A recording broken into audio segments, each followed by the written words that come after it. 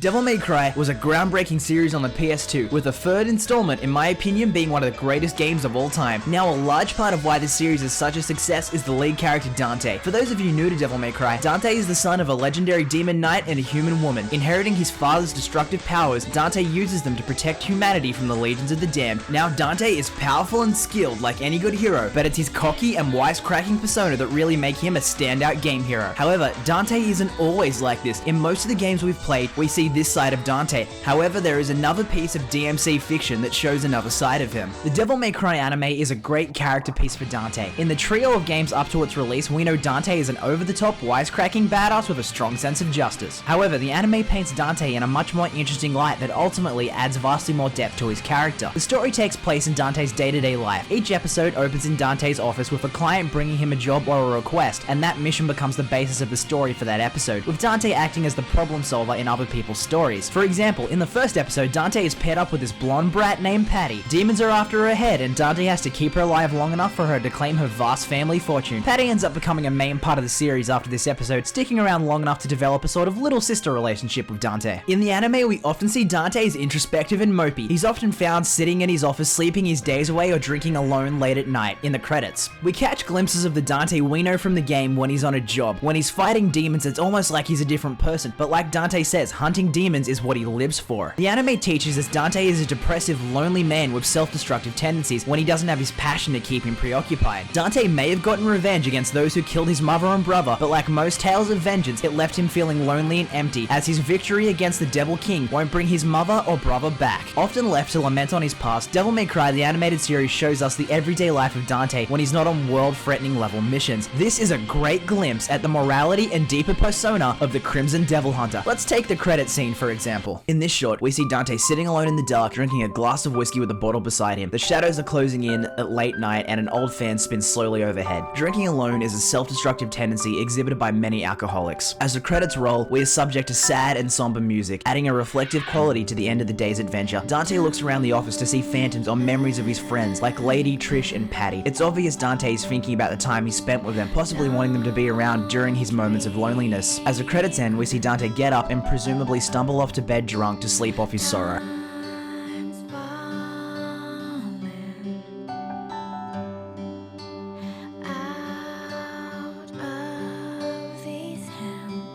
Most episodes in the series show Dante doing what he loves with a smile and a cocky one-liner, but once the demons are dead, we also see him joking with his friends and teaching lessons to Patty. Huh? Thinking about dressing up in drag? Let me know if there's anything that you think would look good on me. God, your jokes are always so lame. So did you have a good look at this? Listen to you. Did you forget how old you are? There aren't any clothes for kids in there. Look here, if you're going to buy me clothes, I want to get some cute stuff. Remind me why I should have to buy you cute clothes.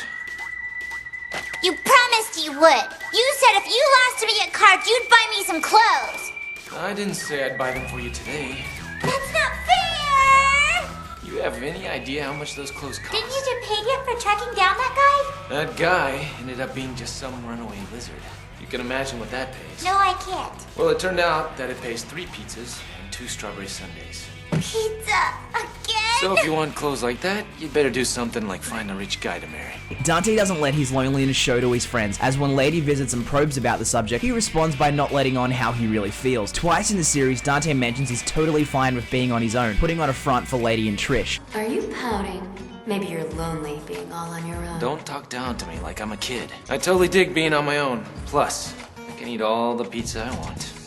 Didn't I tell you for years to go easy on the pizza? And don't tell me that's all you're eating every day. God, you're pathetic, you know that? Please don't talk to me like you're my mom. You're not the maternal type. That's enough. Being half demon, it can be assumed Dante's love of the slaughter is his inner devil screaming out for carnage. When his oversized sword is cracking skulls and twin guns are tearing monsters apart, this is when he truly feels alive. We hear on many occasions this is his passion and what he lives for. It's possible Dante kills the large amount of demons he does to keep his bloodlust at bay. Inside this heroic human is a bloodthirsty devil at the source of his power. Perhaps Dante is afraid he may eventually hurt those he has come to care for, thus why he keeps his friends at bay most of the time. This would explain Dante's opposition to following Virgil's pursuit for power.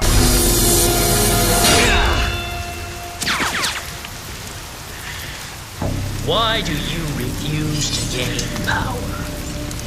The power of our father, Sparta. Father? I don't have a father. I just don't like you, that's all.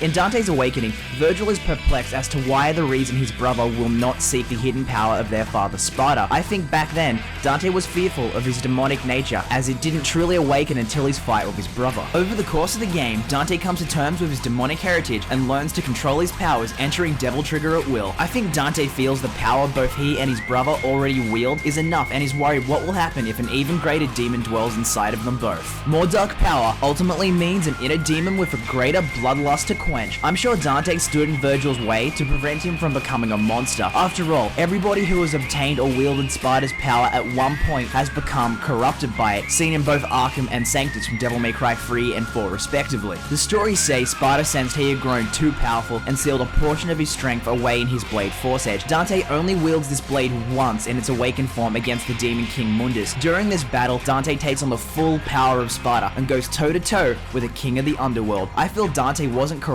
by this power due to a clear motive and enemy before him. However, upon his return to the human world, Dante never again wields this blade, instead giving it to Trish. Dante would be unstoppable with that kind of power at his command, but he instead chooses to abstain from it, relying solely on the strength of his demonic blood alone. What are you gonna do with all that power, huh? No matter how hard you try, you're never gonna be like Father.